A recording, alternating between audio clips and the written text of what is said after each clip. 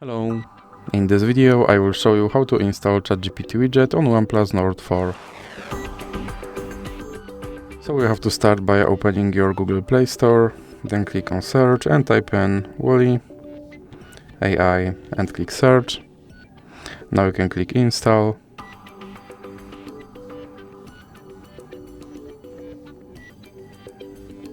And click open. Now you can click on this button to skip introduction, then click not now and click open permissions. Now click on AI assistant and you have to click here to allow this app to display over other apps. Then you can go back and go back again. Now click on start and as you can see here is my ChatGPT widget and you can open him and you can tell him to do something.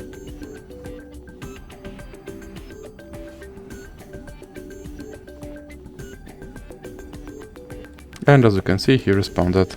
And if you want to remove him from your screen, simply drag him into the X icon in the middle. So that's it for this video. If you liked it, please remember to leave a like and subscribe.